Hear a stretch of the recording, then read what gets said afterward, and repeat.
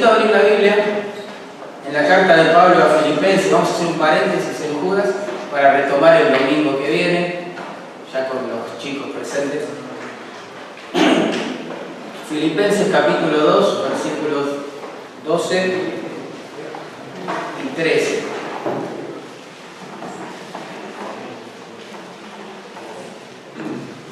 Vamos a hablar de un tema que frustra mucho a los creyentes. Creo que por no entender bien cómo funciona, que es el de la santificación práctica o progresiva. Si vos sos creyente, vos estás luchando con tu pecado. Si no, no sos creyente. Y te preocupa tu santificación personal. Como a mí.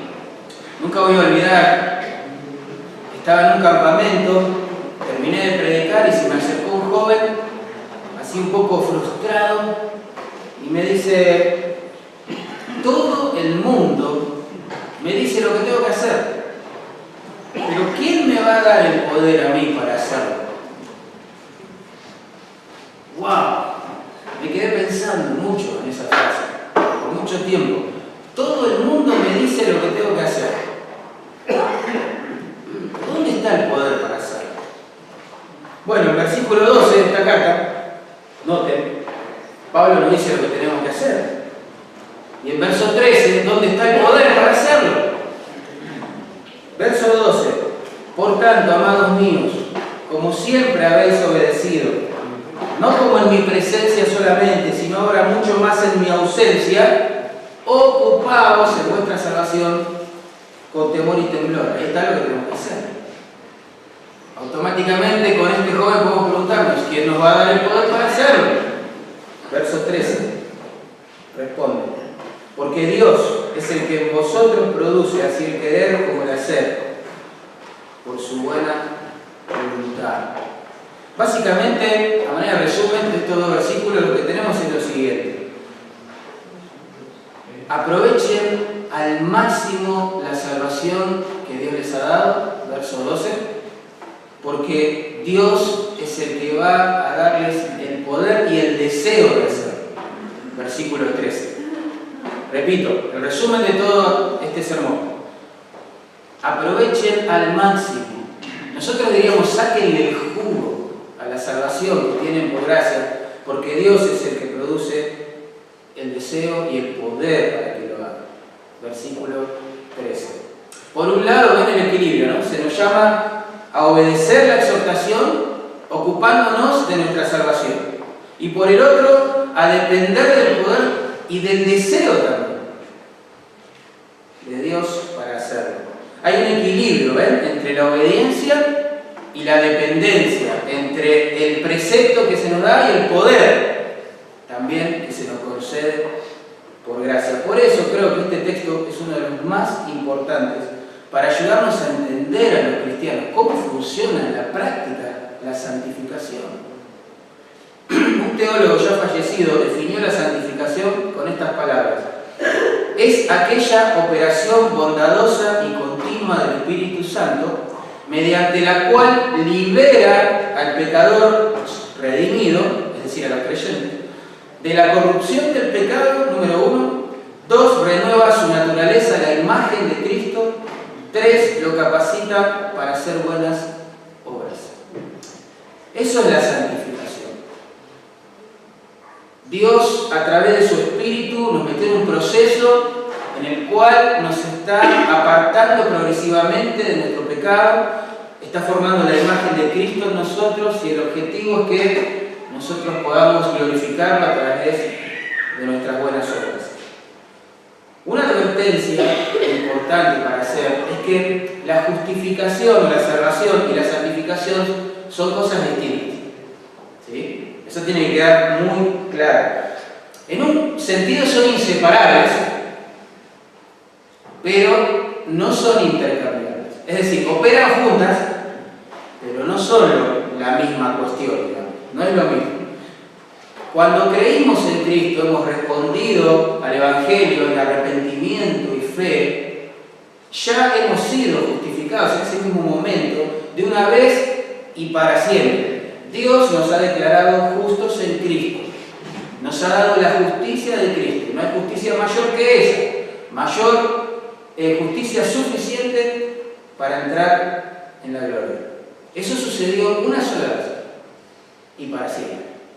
Dios nos ha declarado justos en Cristo. Pero a partir de ahí comenzó en nuestras vidas un proceso de santificación progresivo que en realidad nos va a acompañar hasta el último aliento de vida que Dios nos conceda sobre la tierra. En un sentido, la santificación es un sinónimo de la vida cristiana. ¿Sí? Este proceso comenzó con el día de la salvación, culminará cuando estemos en gloria y ya la santificación sea perfecta y no progresiva como hoy. Lamentablemente en algunos concilios confusos, muy confusos, de la iglesia en el pasado se mezclaron ambos conceptos. Justificación es lo mismo que santificación, santificación es lo mismo que justificación, y el resultado que produjo eso es un evangelio por obras. Un evangelio que básicamente se basa en el mérito santificador del creyente. Si alcanza cierta medida de santificación, puede ser que sea justificado, y eso es otro evangelio. Ya es otro evangelio. Pablo diría, eso es anatema, eso no viene de Dios. ¿Sí? Así que es importante entender esto. Que los que fuimos justificados, vamos a ser también santificados cada día. Y si hoy estamos siendo santificados cada día, es porque antes hemos sido justificados. Pero el punto de discusión más grande, creo, por lo menos en nuestro contexto de iglesia, no es este que estoy mencionando, sino cómo funciona la santificación en la práctica. ¿Somos santificados por la sola fe en Cristo? ¿O nosotros de alguna manera tenemos que participar en este proceso? ¿La santificación es un don nada más de Dios para nosotros que uno tiene que esperar, experimentar, o tiene que ver con algo que nosotros también tenemos que hacer? ¿Es don y responsabilidad a la vez? ¿Qué es? ¿O es solo nuestra responsabilidad? Bueno, espero que cuando terminemos este estudio estas preguntas hayan quedado respondidas, porque el joven que les mencioné al principio estaba frustrado con su proceso de santificación, porque no estaba comprendiendo cómo funciona. Y sospecho que muchos creyentes están muy frustrados con su vida de santificación. Así que vamos a orar y que Dios nos ayude. Padre, gracias por tu palabra. Ilumina, por favor, nuestras mentes para entenderla y ver las maravillas que hay allí. Y también enciende fuego en nuestros corazones para vivirla, para aplicarla, Señor. Por favor, estamos en este proceso de santificación, Señor, donde tú nos estás apartando progresivamente del pecado, de las cosas que no tienen que ver con la vida nueva que nos diste. Estamos en este proceso donde estás formando la imagen de tu Hijo en nosotros, en este proceso donde de a poquito, Señor, vamos honrando y glorificando tu nombre y necesitamos saber, por favor, cómo funciona. Bendice tu palabra, Señor. En el nombre de Jesús. Amén. Bueno, versículo 12, entonces, la idea allí es, vamos a sacarle el jugo a la salvación que Dios nos dio a través de nuestra obediencia.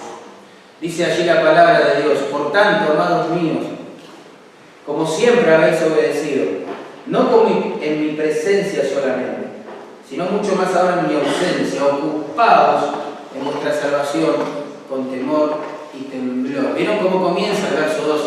Con una conjunción. Por tanto, eso introduce una aplicación que está basada en el argumento anterior. ¿Bien? ¿Y de qué estaba hablando Pablo anteriormente? Bueno, nos estaba mostrando, por ejemplo, en capítulo 2, verso 8, que Cristo obedeció al Padre hasta la muerte. Siendo soberano, se hace siervo y se somete, obedece la voluntad de Dios hasta la muerte. En capítulo 2, versículos 1 al 4, Pablo exhorta a los creyentes a ser humildes y a ser obedientes para mantenerse unidos. En capítulo 2, versos 5 al 11, nos muestra el modelo supremo de obediencia y de humildad, Cristo. Y sobre esa base ahora nos exhorta a nosotros a ser obedientes y a sacar provecho, todo el jugo posible, la idea, todo el fruto posible salvación que nos ha dado. ¿Bien? Noten que Pablo les llama amados a estos hermanos. Amados. Lo que tenemos enfrente es una exhortación, pero afectuosa, amorosa, de parte de un pastor que ama a las ovejas del Señor, que desea lo mejor para sus vidas. Saben que Pablo, cuando escribió esta carta, estaba preso en Roma, ¿ustedes se acuerdan? Y el pastor de la iglesia en Filipos, Afrodito, estaba visitándolo a él en prisión. Y este pastor le cuenta a Pablo cómo andaba la iglesia, le da un informe. Y allí le cuenta, por ejemplo, según el capítulo 4, verso 2, que había dos hermanas, Evodia y Síntique, ¿se acuerdan? Que estaban enfrentadas entre sí, estaban, digamos, a través de los seguidores de sus respectivas causas, amenazando la unidad de la iglesia. En capítulo 1, versos 15 al 18, es obvio que Pablo se entera de que también había un montón de predicadores en la congregación que quizás predicaban el mensaje correcto, pero tenían una motivación incorrecta. Lo hacían por orgullo, lo hacían para promoverse a sí mismos, contención, etc. Y también de esa forma amenazaban la unidad de la iglesia. Según capítulo 3, versículos 1 al 3, es obvio que Epafrodito le contó a Pablo que había también, como venimos viendo en la carta de Judas, lobos vestidos de ovejas que se empezaban a filtrar en la congregación. Y también, obviamente, amenazando de esa manera la unidad de la iglesia. Pero a pesar de que no era una iglesia perfecta, la de Filipos, porque no existe la iglesia perfecta sobre la tierra, a pesar de sus torpezas, de sus imperfecciones y de las cosas que tenían que corregir, Pablo los ama. Pablo los ama. Y la implicancia para nosotros es que debemos aprender a amar a los hermanos, a pesar de sus fallas, a pesar de las torpezas que puedan mostrar, a pesar de sus debilidades, a pesar de sus pecados. Y nos puede ayudar mucho para entender esto en la práctica, las palabras del capítulo 1, verso 6. Pablo ahí dice: yo estoy seguro de esto, que el que comenzó en vosotros la buena obra, la va a perfeccionar hasta el día de Cristo. Otra vez apela a esta santificación progresiva, práctica. Dice: no somos el producto terminado, hermano. Dios todavía está trabajando en nosotros. Estamos metidos en este proceso de santificación. Todos en un sentido estamos madurando, progresando, creciendo. Y nos tenemos que tener amor y paciencia los unos para con los otros en este proceso. Pero noten que, a pesar de que había estas cosas en la iglesia, Pablo reconoce allí en verso 12 que ellos siempre habían obedecido. Tenían un historial, digamos, caracterizado por la obediencia a la palabra. Quizás es una referencia a la visita de Pablo a la iglesia cuando fue a predicar el Evangelio y por la gracia de Dios la fundó. Ellos respondieron de manera obediente a la palabra en el pasado. Pero ahora apela también a una obediencia en el presente. Dice: no como en mi presencia solamente, en el pasado, sino mucho más ahora que estoy ausente, dice Pablo. Esa frase enfatiza aún más la integridad de estos hermanos. Hermanos imperfectos, pero obedientes. Obedientes. ¿Por qué? Porque al momento de escribir la carta, como les dije, Pablo no estaba ahí en la iglesia. El pastor tampoco estaba en la iglesia, porque estaba en Roma visitando al apóstol Pablo en la prisión.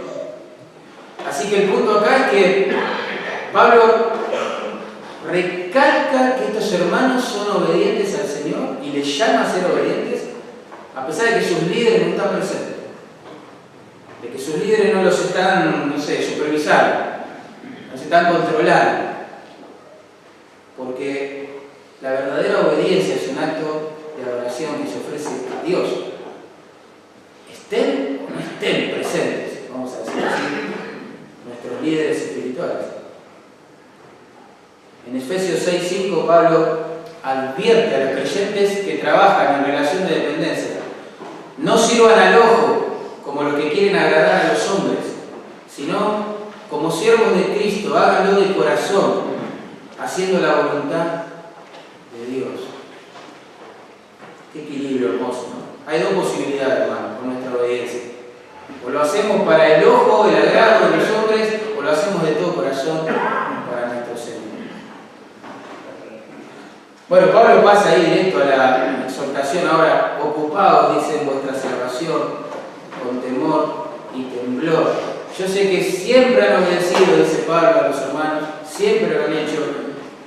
Cuando estuve presente, espero que lo hagan ahora que estoy ausente. Sigan sacando el provecho máximo de la salvación. Ese es el punto. Quiero aclarar algo, porque es muy importante. Todos sabemos que este texto se usa para insinuar que la salvación que Dios le ha dado por gracia al creyente se puede perder. Por eso dicen, hay que ocuparse de la salvación con mucho temor y temblor, no sea que la pierdas. Pero en realidad esas palabras finales están agregadas, no están en el texto. ¿Bien? Vamos a probar que en realidad esto es una referencia al proceso de santificación que describí, no a la manera de conservar, proteger, guardar la salvación. En primer lugar, primer argumento, noten el pronombre allí. Vuestra salvación. Pronombre posesivo, tiene dueño, esa es la idea. La salvación es vuestra. Entonces enfatiza la idea de que ellos ya poseían la salvación. No es que tenían que ocuparse en ella para llegar a poseerla, ¿se entiende? Sino que tienen que ocuparse de ella, sacarle el jugo, porque ya la poseen, ya es de ellos. En segundo lugar, en toda la carta Pablo se encarga de dejar claro que le está escribiendo a creyentes. Por ejemplo, capítulo 1, verso 29, se les dice allí, Pablo reconoce que Dios les dio la gracia de ellos para creer en el Evangelio. En capítulo 1, verso 1, Pablo les llama santos. Santos. Se está refiriendo a los creyentes, aquellos que Dios por gracia quiso apartar, ¿sí?, para sí, para que sean de su propiedad, su pueblo y vivan para sus propósitos. Eso es un santo en la Biblia. Así que ya eran salvos. No tienen que trabajar para llegar a ser salvos, ¿sí?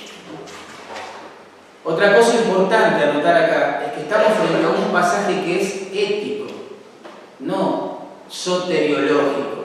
Es decir, aquí no se habla acerca de cómo llegar a ser salvo. Pablo no está explicando el Evangelio, ¿sí? Acá se habla de cómo deben vivir las personas que Dios ha salvado.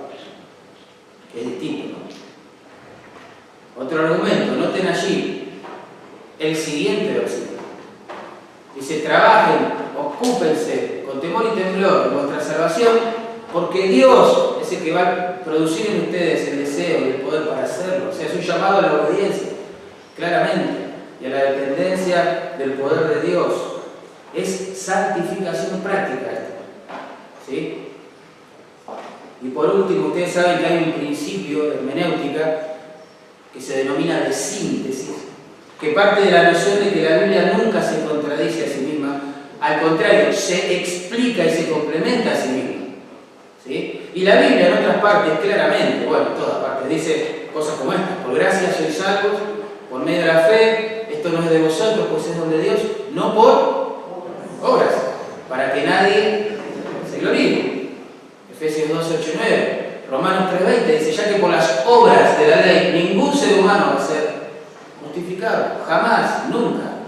Y Pablo en Gálatas 2:21 se expresa de esta manera al respecto. Dice, yo no desecho la gracia de Dios, porque si por las obras de la ley fuese la justicia, o sea, fuera salvo, yo podría ser salvo obedeciendo la ley, entonces dice, por demás murió Cristo. ¿Para qué la cruz?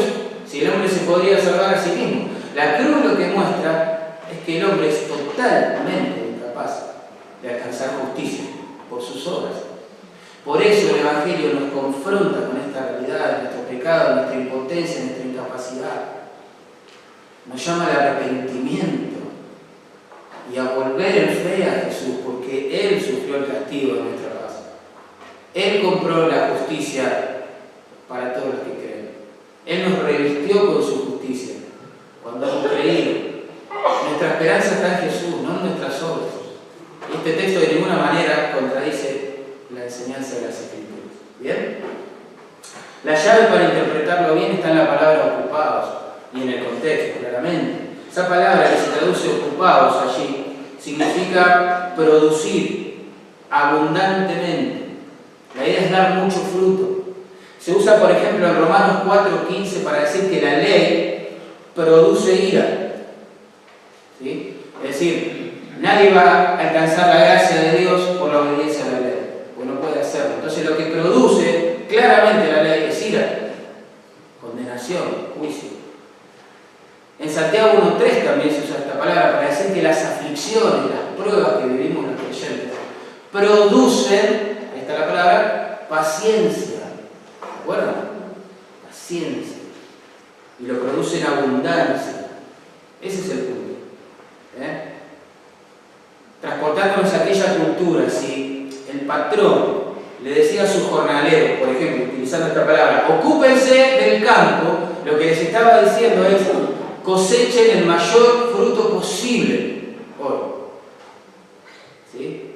Producir el mayor fruto posible. Eso es lo que esta idea está encerrada en esta palabra, en este mandamiento.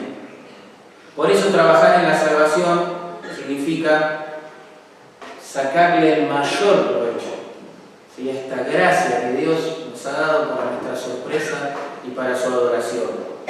Sacarle el mayor fruto posible a lo que Dios nos ha dado en Cristo, ¿entienden? No desperdiciar semejante don viviendo para nosotros mismos. Ese es el punto.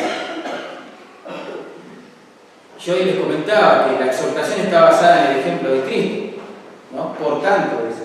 Entonces, en el verso 8 del capítulo 2 dice claramente el impacto del ejemplo de Cristo es notar que Él, siendo soberano, sorprendente, eterno, glorioso, se somete a la autoridad de Dios y obedece hasta la muerte, y esa es la manera de sacarle el jugo a la salvación. Los creyentes damos fruto cuando permanecemos en comunión con Cristo y cuando nos negamos a nosotros mismos, nos sujetamos a la autoridad de la Biblia y le seguimos. No hay otra chance.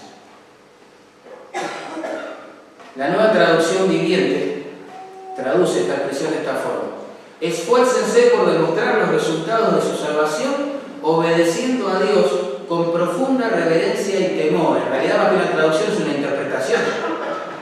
¿Sí? Muy bueno. Obedeciendo a Dios con profunda reverencia y temor. Esa es la manera de sacarle el jugo a la salvación, fructificar esa gracia que hemos recibido. De hecho, fuimos salvos para obedecer a Dios, entre otras razones. Por ejemplo, 1 Pedro capítulo 1, verso 2 dice que fuimos elegidos según la presencia de Dios Padre en santificación del Espíritu para obedecer y ser rociados con la sangre de Jesucristo. La salvación no es solo una entrada gratuita al cielo, como hoy lamentablemente se la presenta, sino un llamado claro a seguir a Jesús, a santificarnos de por vida y hasta que estemos en gloria obedeciendo su palabra.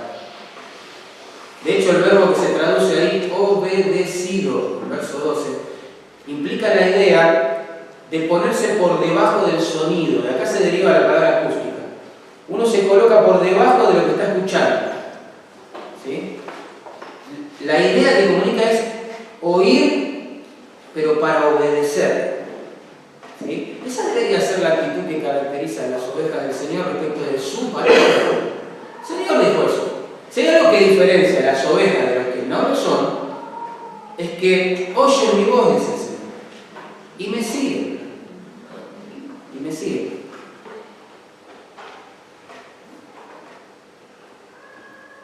Esa es la forma de aprovechar al máximo la salvación que nos dio el Señor. Nos sujetamos a su voz y le seguimos. Y le seguimos. Y eso lleva fruto para su gloria y nuestro gozo. Así, eso es vivir realmente la nueva vida, ¿no? Pero a veces lo que uno nota es que hay personas que le ofrecen a Dios una adoración desobediente, que por supuesto no es un concepto bíblico, no existe una adoración desobediente, pero es lo que parecen ofrecer. Cantan a Dios, se emocionan con la palabra de Dios, son afectuosos, tienen, digamos, buen trato quizás con las personas, Todo bien hasta que la Biblia comienza a cuestionar falsas creencias, falsos hábitos o hábitos pecaminosos que deben abandonar, que deben entregar, de los cuales se deben arrepentir. Es tremendo ver eso. Personas que profesan amar a Dios pero no obedecen la palabra de Dios. No se sujetan a la autoridad de las Escrituras. Recordemos las palabras de Samuel, dirigidas al desobediente, muy exitoso, pero desobediente en sus inicios, rey Saúl. Le dice esto: ¿se complace Jehová tanto en los holocaustos y sacrificios como en que se obedezcan las palabras de Jehová? Qué buena pregunta. ¿Qué le complace más a Jehová? ¿Que nosotros hagamos todo lo que externamente se espera que hagamos en una iglesia? Trayendo a nuestra cultura, ¿no?, esas palabras. O que obedezcamos de todo corazón a Dios, dentro y fuera del contexto del culto. Bueno, está respondida la pregunta claramente en la frase siguiente. Dice: ciertamente, es decir, sin lugar a dudas, podemos dudar de otras cosas, de esto no. El obedecer es mejor que los sacrificios, dice. Y el prestar atención, mirá qué interesante, el prestar atención que la grosura de los carneros. Ahí está el sacrificio de adoración que complace a Dios cuando su pueblo lo ofrece. 1. Prestan atención a lo que Él dice. Jesús dijo: mis ovejas oyen mi voz, ¿no? 2. Obedecen su palabra. Jesús dijo: yo las conozco y me siguen. Dios se complace en la obediencia. ¿Y saben qué lindo? Esto funciona así. Nosotros también. El cristiano no sirve a Dios a regañadientes, ofuscado. No es una persona reprimida, al contrario, es una persona libre, gozosa, que se deleita en hacer la voluntad de Dios. El mismo Jesús lo dijo en Lucas 11:28: bienaventurados los que oyen la palabra de Dios, ¿se acuerdan? Y claro, no dice frustrado, fracasado, reprimido. No, dice bienaventurada esa persona que escucha para obedecer. Por eso la actitud con la cual deberíamos encarar este proceso de santificación es el temor y temblor, como dice allí. Claramente. Deberíamos de verdad temblar ante esa palabra de Dios. Viene desde los cielos, tiene todo el poder de su omnipotencia, de su autoridad. En Isaías capítulo 66, verso 2, dice esto el profeta: miraré, Dios está hablando para él, miraré, la idea es me relacionaré, dice, con aquel que es pobre y humilde de espíritu y que tiembla ante mi palabra. Qué bárbaro ese texto. La actitud de una oveja ante la voz de su pastor. Tremendo. Sin embargo, vivimos en un tiempo, y todos sabemos, donde la gente no solo que no tiembla ante la palabra de Dios, sino que se aburre con la palabra de Dios, sino que desea otras cosas. Y esa es la crisis en la cual están las iglesias hoy, hermanos y hermanas. Hay mucho movimiento, pero no hay salvación, no hay santificación real, genuina. No se ve este proceso de santificación. Y eso es muy triste. Es muy triste. En Proverbios 8:13 dice que el temor de Dios, aludido acá en Filipenses también, es aborrecer el mal. La idea del texto es que uno, cuando tenga a Dios, comienza a ver al pecado, el mal, como su peor enemigo. Dice: esto no le agrada a mi Dios, yo vivo en la presencia de mi Dios, escapo como si, no sé, estaría frente a un loco que me está apuntando con una 45 directamente a la cabeza. Salgo corriendo del pecado. Ese es el tema. Eso produce el verdadero temor de Dios en nosotros. Nos lleva a huir del pecado. Y no solo eso, el temor del Señor, esta actitud de temor y temblor, también regula las relaciones interpersonales. En Levítico 19:14, un texto que me encanta citar: no maldecirás al sordo, dice allí. Pensá un cachito en ese mandamiento. No maldigas al sordo. ¿Cómo vas a hacer eso? Qué maldad, ¿no? Maldecir a alguien, total, no puede escuchar. No sabe quién fue, no sabe qué le está diciendo. Eso es muy malo. Dice, tampoco pongas tropiezo delante del ciego. Otra vez, qué actitud perversa. Pasa un no vidente y uno lo hace tropezar. Amparado en que, bueno, no puede ver quién lo hizo. Pero mirá cómo termina el texto. No hagas eso, sino que tendrás temor de tu Dios. Ahí está.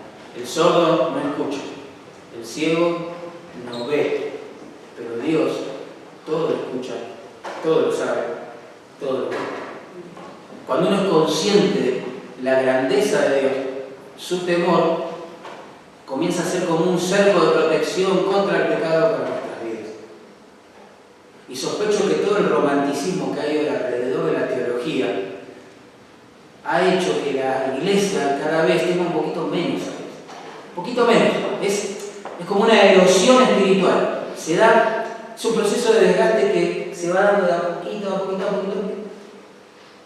Porque la iglesia ya no anhela, no ama, no se desespera por el conocimiento de Dios, como quizás en otras épocas. Sí. Cada vez hay menos gente de verdad que toma en serio el conocimiento de Dios. Que se toma en serio el cultivo de su propia alma en la presencia de Dios. Y eso se nota, obviamente, en la forma en que vivimos, cómo nos conducimos, la actitud que tenemos ante la Biblia, la actitud que tenemos ante la majestad de Dios. Tremendo. Cuando cantamos, cuando estamos en nuestras reuniones, es tremendo. Es preocupante. Si en Filipos reinara el temor de Dios en toda la iglesia, bueno, voy a decirte que ya se hubieran reconciliado, olvídense. Hubieran dicho, no, ¿qué hacemos? Acá estamos en presencia de Dios, Él nos reconcilió a nosotros en Cristo, bueno, le voy a ver, vamos a dar un abrazo, oremos, que el Señor nos ayude en el mismo sentido, ¿no?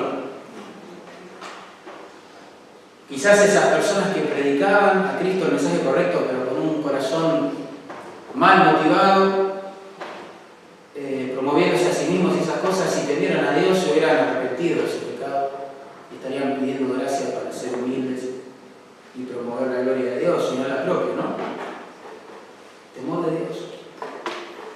Por eso Pablo dice, si le van a sacar todo el jugo, el provecho, el fruto a la santificación, a esa salvación que Dios ya les dio, es a través de una obediencia bañada, impregnada en la atmósfera del temor de Dios. Ese es el punto. Verso 12. Bueno, verso 13 ahora. En verso 12 dijimos que se nos dice claramente lo que tenemos que hacer, y en verso 13, para responder la pregunta inicial de este joven que mencioné, ¿dónde está el poder para hacerlo? ¿Dónde se fabrica todo esto, digamos? ¿Yo cómo puedo crecer en el temor de Dios? ¿De dónde tengo el poder, la energía espiritual para obedecer a Dios? ¿Qué hago? Es una meta muy alta. ¿Cómo la vivo en la práctica? Bueno, el verso 13 es un bálsamo para nosotros. Dice, hagan esto, la idea, porque, verso 13, Dios es el que en vosotros produce así el querer como el hacer por su buena voluntad. Otra vez, una conjunción. Son re importantes las conjunciones en la Biblia. Acá se introduce una razón. ¿Por qué? ¿Sí? La idea, entonces, el flujo de pensamiento es este. Sigan siendo obedientes. Esfuércense en sacar el mayor provecho posible a la salvación que Dios les ha dado. Háganlo con temor y temblor. Pero háganlo confiado, porque Él les va a dar, ahí está, el poder para hacerlo. El poder y el deseo, dice el Señor, para hacerlo. De última, cada mandato de la Biblia es un llamado a depender de la gracia de Dios, ¿no? De última. Cada vez que leemos algo en la Biblia y Dios nos confronta y nos muestra, no estamos viviendo a la altura de las circunstancias, bueno, es un llamado a humillarnos a depender de Dios, de la obra de su Espíritu en nosotros. Ahora vamos a pensar bien en el versículo 13. Por ejemplo, ¿quién es el que obra en nosotros? Dice el texto allí, claramente. ¿Quién es? Dios. La palabra Dios está al inicio del versículo en el original, mostrando que es el énfasis absoluto. Sobre Él recae la acción. Él es el que produce el querer como el hacer. Es decir, que el autor de la santificación es el mismo Dios que nos ha salvado. ¿Se entiende? Es decir, en otras palabras, prescindiendo del obrar de Dios, no podríamos ser santificados.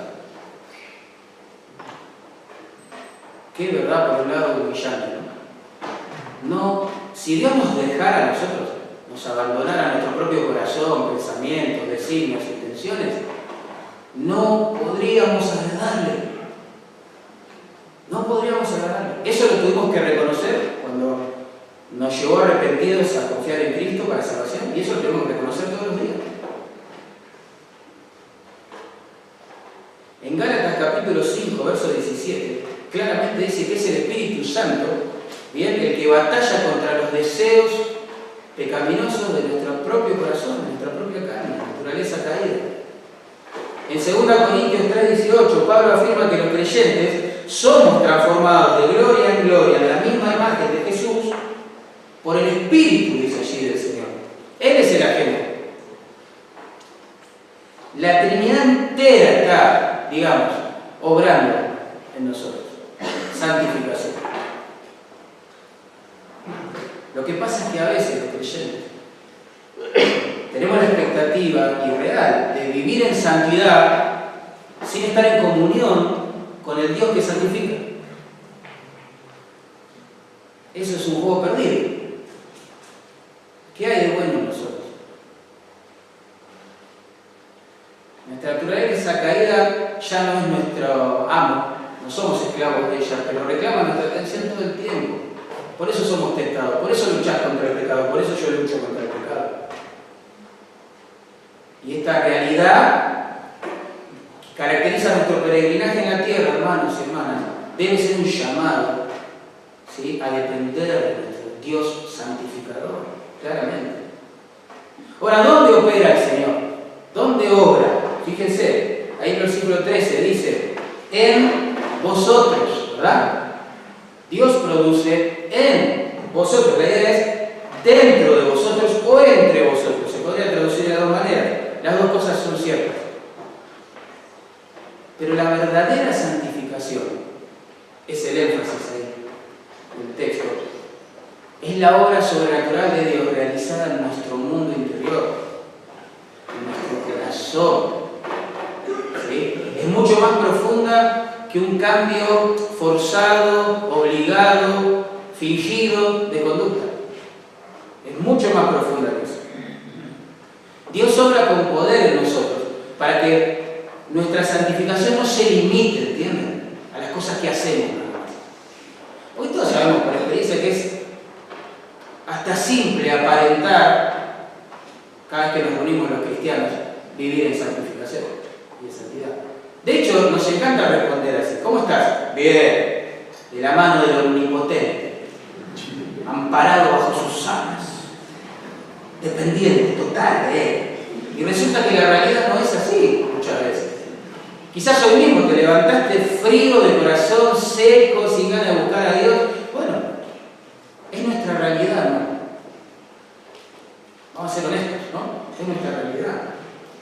Pero la buena noticia acá es que Dios no nos libra a los designios de nuestro corazón caído, nuestra mente obnubilada, oscurecida, limitada, espiritualmente hablando, por el pecado. No, Él obra en nosotros. Gracias a Dios.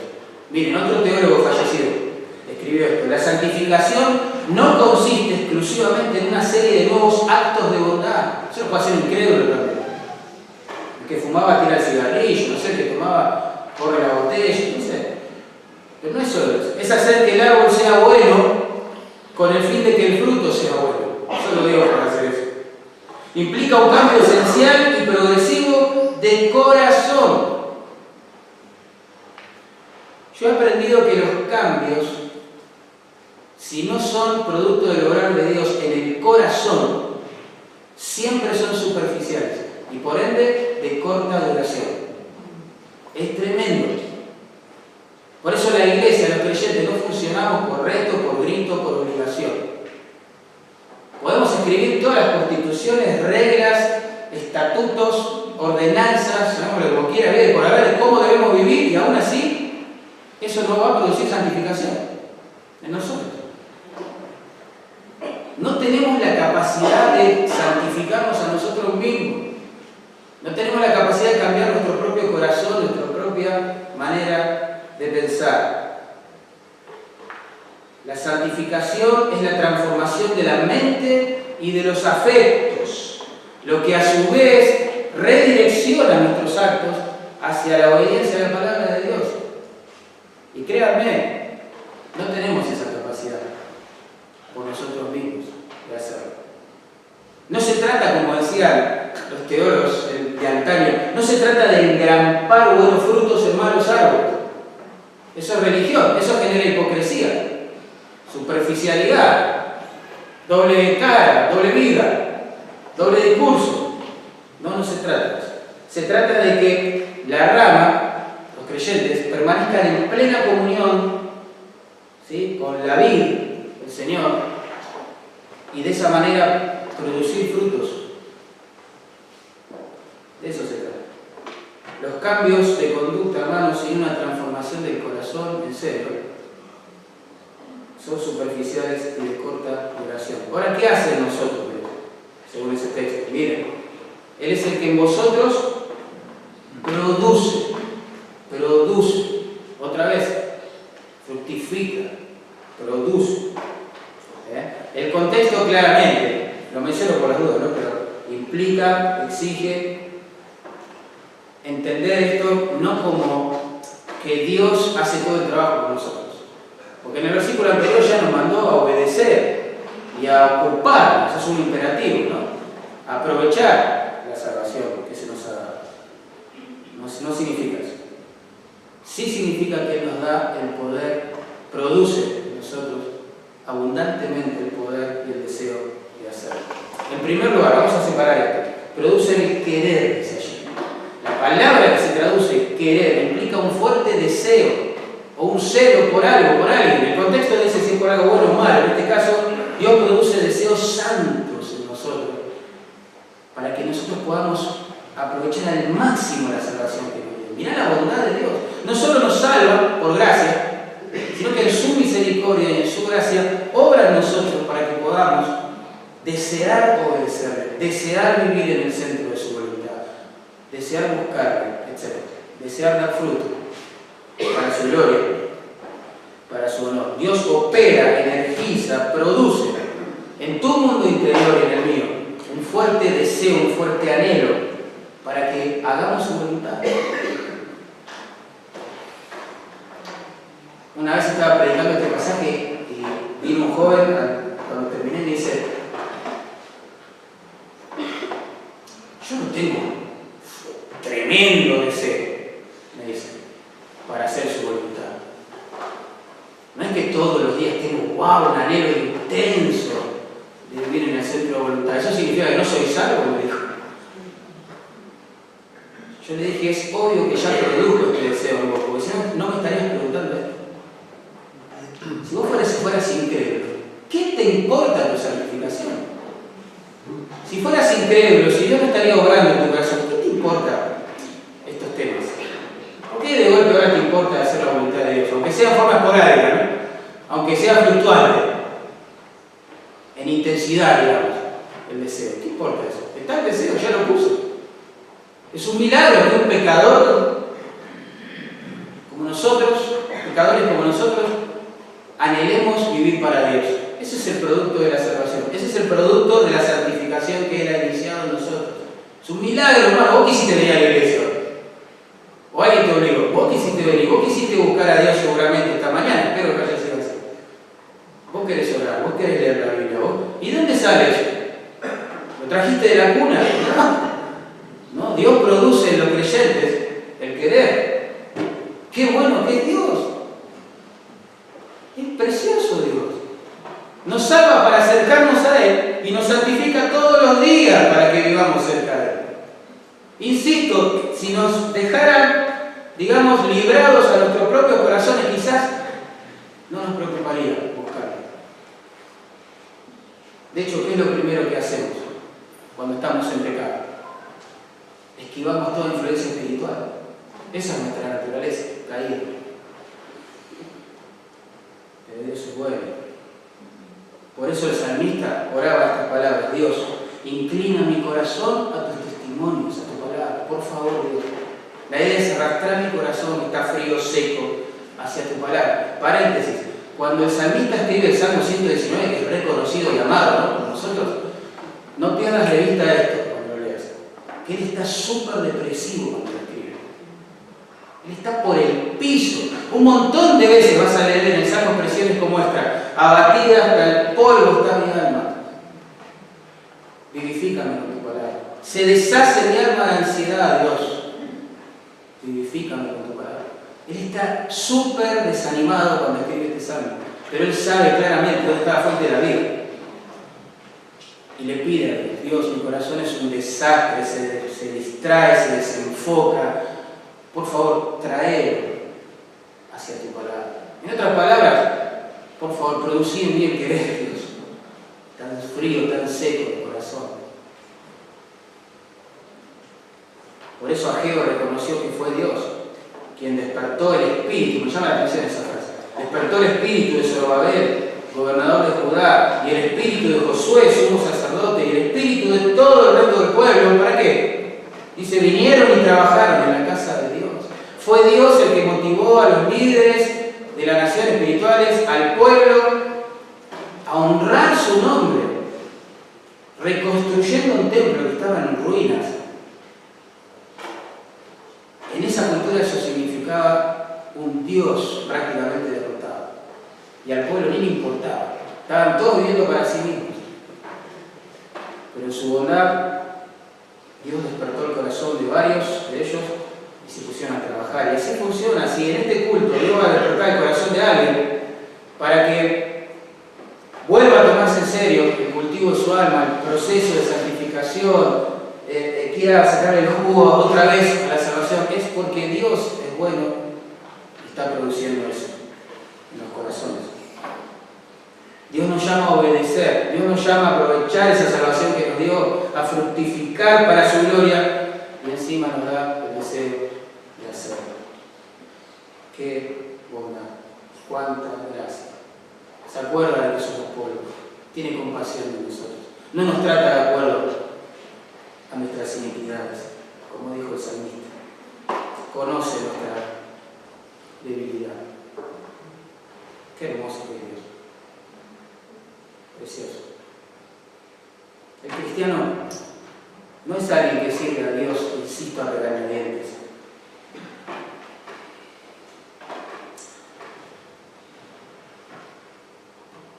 El cristiano solo vive su vida nueva cuando sigue a Dios, que es distinto. Pero bueno, Dios no solo produce el querer, sino también el hacer, dice allí. Qué bárbaro, el hacer, nos da la energía, la idea, el poder espiritual para obedecerle, para sacarle el jugo de la salvación, para hacerlo con temor y temblor. Él nos capacita para eso. Si no, ni a vos ni a mí nos interesaría hacerlo. Y menos aún sería frustrante porque no podríamos hacerlo. Dios nos da lo que nos pide. Es un principio bíblico hermoso de la gracia que vemos en la Biblia. Dios impulsa nuestra voluntad hacia el cumplimiento de la suya, hermano. Podemos decir así, que la voluntad de Dios es que nosotros hagamos la de Él, la suya. Esa es su voluntad, que yo haga su voluntad. Por eso algunos creyentes en Galacia que se confundieron con un evangelio un poco legalista que se estaba predicando por allí e intentaron volver a la tendencia externa de agradar a Dios según su propia capacidad para obedecer la ley. Pablo les preguntó esto: ¿tan necios sois? Habiendo comenzado por el Espíritu, ¿vais a acabar por la carne? Gálatas 3:3. La carne, la naturaleza caída, no puede producir ni humildad, ni obediencia, ni temor de Dios, ni fruto espiritual. Solo el Espíritu Santo puede hacer en nosotros y a través de nosotros. Así que podemos concluir así, que todo lo bueno que un cristiano, desde el punto de vista de Dios, no bueno, todo lo bueno que un cristiano puede hacer es producto de lo que Dios ya hizo en él. Lo que pasa es que a veces obedecemos solo por la presión externa de los hombres, de las expectativas, de lo que se espera que hagamos de nosotros en la iglesia, y no por el poder interno que proviene de Dios. Cuando uno hace las cosas en la iglesia por la presión exterior de las demandas o de las opiniones de los demás, la obediencia es una tortura. Pero cuando hacemos las cosas por amor a Dios, con el temor de Dios y por la fuerza de su poder y deseo sobrando en nosotros, la obediencia es un deleite. Por eso nos podemos preguntar, ¿por qué hace esto Dios en nosotros? Por su buena voluntad, dice el texto. ¿Lo vieron? Verso 13. Por su buena voluntad. Él lo hace porque es bondadoso con sus ovejas descarriadas que ha salvado. La voluntad de Dios para el creyente es que haga su voluntad, dijimos, ¿no? En su voluntad, digamos, o buena voluntad, es Dios el que se deleita en capacitar a su pueblo para que le obedezca. Y como Dios es bueno, es santo, es perfecto en su ser y en sus obras, hacer todo lo que a Él le agrada, ¿sí? No es sinónimo de conceder todos los caprichos a una deidad ajena, extraña, como la que se imaginaban los filósofos, ¿sí? O los pensadores griegos. Estamos hablando de un Dios precioso, precioso. La voluntad de Dios es pura, es amorosa, es santa, es como Dios. Por tanto, dedicarnos a hacer su voluntad, hermanos, es lo mejor que podemos hacer. El mayor deleite de la iglesia es anhelar y hacer lo que produce el mayor deleite en Dios. Yo aprendí algo en estos años, desde que el Señor me ha salvado, que cuando Dios se lleva la gloria, por lo que hacemos, lo que decimos, lo que cantamos, lo que pensamos, etc., nosotros nos llevamos su gozo. Así funciona. Nada más vivificante que vivir para agradar a Dios. En el Salmo 37:4 dice: deleítate a sí mismo en Jehová, y Él te concederá las peticiones o deseos de tu corazón. La idea de todo el contexto del Salmo es esta: cuando los creyentes, en vez de envidiar la prosperidad de los impíos y dejar que el corazón se llene de amargura, se comienza, vamos a decir así, comienza a apreciar y agradecer los buenos tratos de Dios para con él. Sus deseos del corazón pasan a ser los deseos de Dios. Hay una simbiosis espiritual hermosa entre Dios y el creyente que le busca.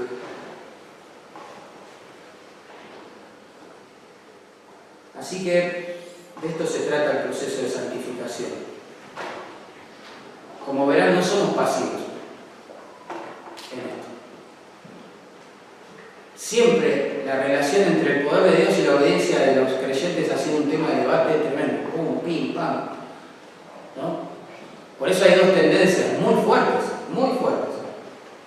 en cuanto al tema de la santificación. Una se llama monergismo, da la idea de que hay una sola energía obrando en la santificación, es decir, reduce la santificación a un don de Dios en un momento específico en la vida de un cristiano. Entonces, de esa manera, el cristiano, pensando de manera monergista, digamos, es pasivo en su santificación. Por eso es que esas personas tienden a ser místicas, subjetivas con la vida cristiana. Menosprecian casi toda participación obediente o esfuerzo o sacrificio ministerial, o el hecho de negarse a sí mismos como algo poco espiritual. La lucha contra el pecado, la vida disciplinada, el trabajo, todo eso, algo que se menciona en el Nuevo Testamento, lo consideran como algo muy antropocéntrico. Todo esto nace con un movimiento en Inglaterra de personas que se juntaban para promover en sus reuniones la santidad práctica. Mirá, la intención estaba buena, pero la tesis que ellos, digamos, esbozaron, la conclusión a la que llegaron fue esta: santidad por la fe en Cristo, no por mi propio esfuerzo. Claramente llegaron a una conclusión monergista. Solo Dios obra en la santificación del creyente. El creyente no, el creyente es pasivo. Pide, implora, clama, entrega cosas para que Dios, si quiere, en algún momento, ¡pum!, envíe su santificación. ¿Saben? Yo he recopilado testimonios de personas que puedo percibir que adoptaron esta concepción de la santificación. Yo escribí algunos.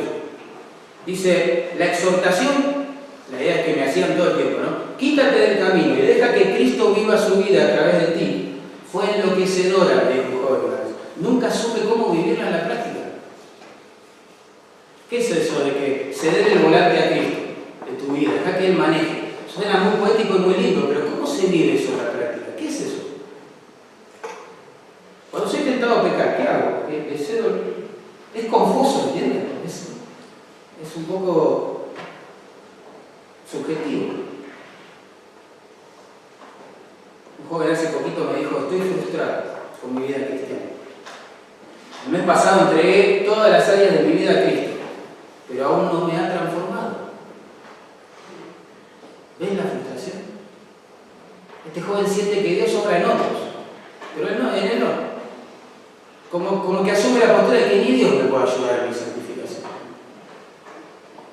Y la santificación, que es un deleite, pasó a ser una tortura en su vida, una frustración. En vez de acercarlo a Dios, lo está alejando paulatinamente de Él. Otro llegó al extremo de decirme, ya lamentablemente no está con nosotros, me dijo, Dios me ha abandonado. ¿Por qué le digo yo? Porque no hace nada para santificarme. Si Él quisiera, me sacaría de mi pecado. Pero es evidente que no quiere, porque yo sigo viviendo en pecado. ¡Wow! ¡Qué peligroso es el monergismo! ¿Ven cómo toma los atributos preciosos de Dios, como la soberanía en este caso, y los tuerce, los subjetiviza, los hace extraños a la vida práctica de los creyentes? Es tremendo, es muy peligroso. A veces me encuentro con personas que desean con buenas intenciones crecer en distintos aspectos de su santificación, pero cuando yo les pregunto, bueno, ¿qué estás haciendo al respecto? Ellos me dicen, estoy orando. Buenísimo, ¿y qué más? No, nada, estoy orando, estoy esperando que Dios quite este deseo de mí.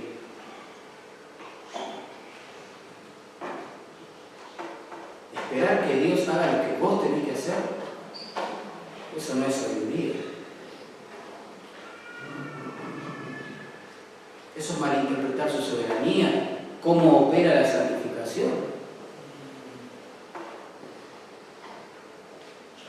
El otro día miraba en la red social, en Facebook, un culto en vivo, culto de jóvenes en vivo. Me llamó la atención, me dio mucha tristeza. Y me quedé mirando, porque yo casi ni consulto las redes sociales, pero ese día me quedé mirando porque observé una fila larga de jóvenes. ¿Qué tal eso? La fila desembocaba en una cruz de madera gigante. Y a los jóvenes se les dio un papelito y una virome. Y el predicador los arengaba diciendo, escriban en el papelito el área de la vida que tienen que entregar al Señor, que todavía no le han entregado. Escriban en el papelito la lucha que tienen con su santificación, el pecado que los está frustrando. Escriban. Ellos escribían. ¿Saben qué hacían con ese papelito? Conforme el turno no le tocaba, lo clavaban en la cruz. Y el predicador le decía, entrega toda tu vida a Cristo. Yo pensaba, pobres jóvenes, porque salen de ahí pensando que ya están recontra santificados. Encima lo clavan en una cruz. ¡Wow! Parece esotérica la cosa, más que bíblica. Y uno dice, wow, ya está, entregué todo. Y vuelven a la casa y le cuentan al papá, ya está, estoy santificado, entregué todas las áreas de mi vida al Señor. Eso fue el sábado. El lunes está en el colegio, vuelven las tentaciones, empieza a sentir otra vez luchas en su corazón. Los deleites del pecado empiezan a confundirlo otra vez. Y dice, ¿ves? Sí, esto de la santificación no funcionó para mí. Dios debe tener algo conmigo, yo no sé, ayuda a otros, pero a mí no.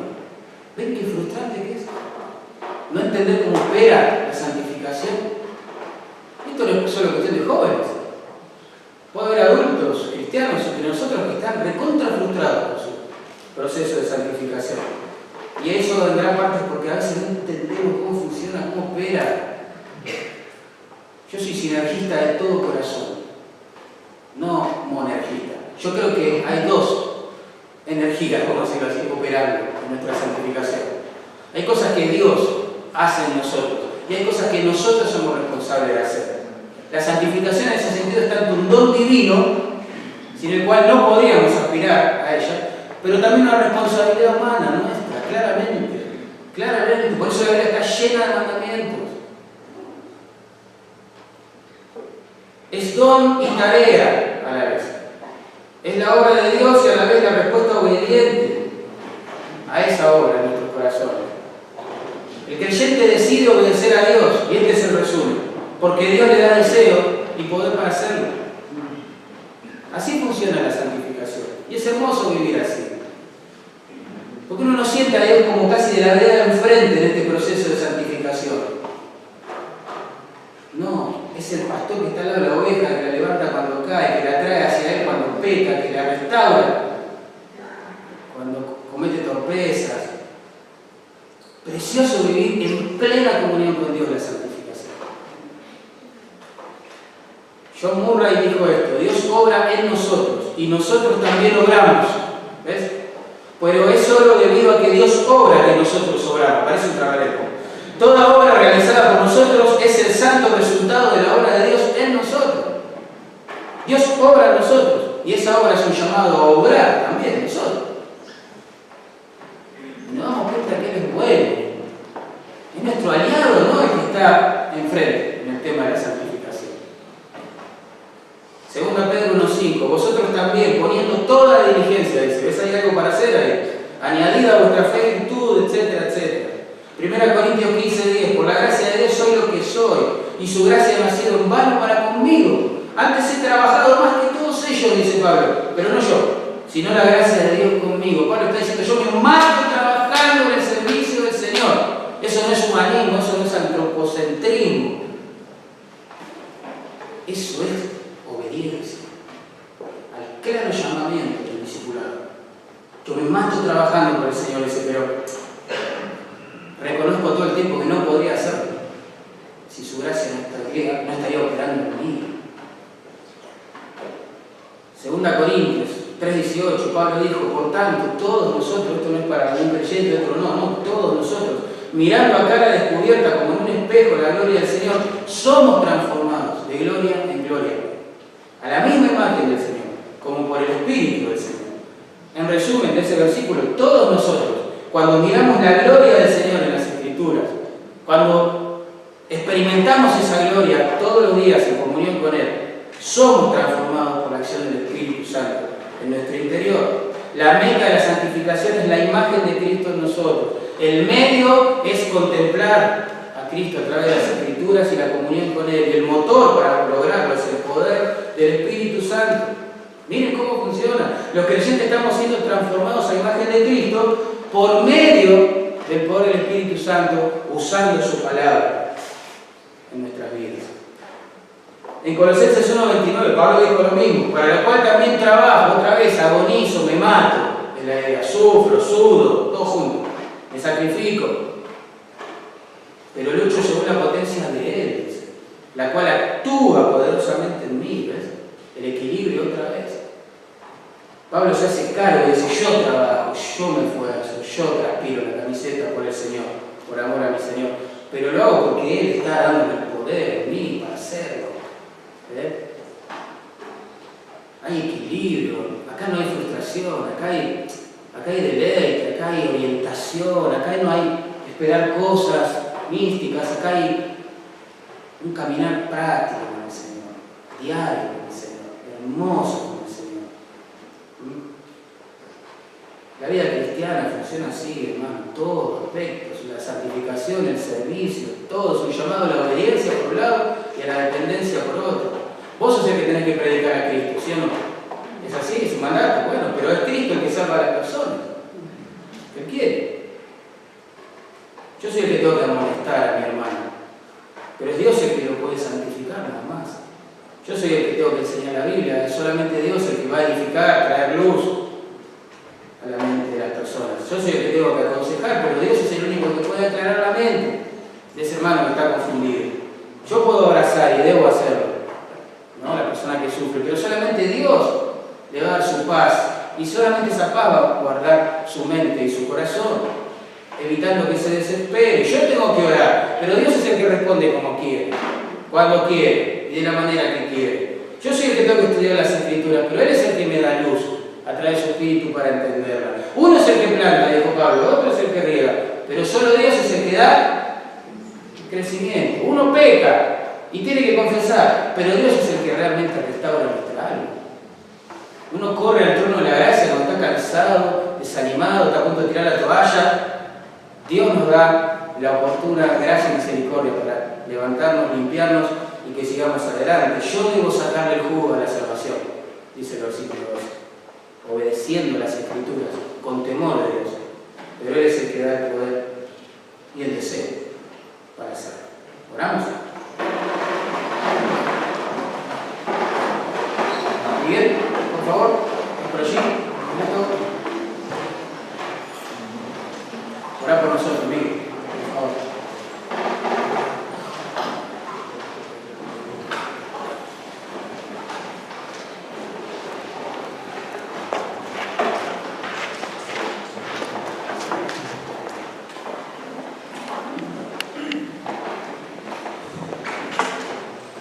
Padre, te queremos pedir como parte de tu familia que lo aprendido hoy se traduzca en obediencia, que en realidad el saber que tu gracia nos capacita, nos tiene que dar el impulso necesario para practicar piedad, para vivir vidas que te agraden, para que frutos del Espíritu Santo se evidencien en nuestro carácter, en nuestro andar. No lo generamos nosotros, pero por fe nos ponemos en las líneas de la obediencia, nos zambullimos en querer vivir como a ti te agrada, entendiendo que tu palabra, la oración, la dependencia aquí es lo que necesitamos para vivir vidas santas. El que comenzó la buena obra, dice tu palabra, la perfeccionará hasta el día de Jesucristo. Nos aferramos a eso, llegaremos a tu presencia no jactándonos de cuán santa es nuestra vida y cuán justa fue, sino todos nosotros te daremos gloria por lo que hiciste en nuestras vidas, por el rescate evidente que nos has otorgado de las tinieblas a la luz. Gracias Cristo, gracias Padre por la oportunidad de vivir vidas verdaderas y que no las desaprovechemos, sino que nos ocupemos. En Cristo Jesús. Amén.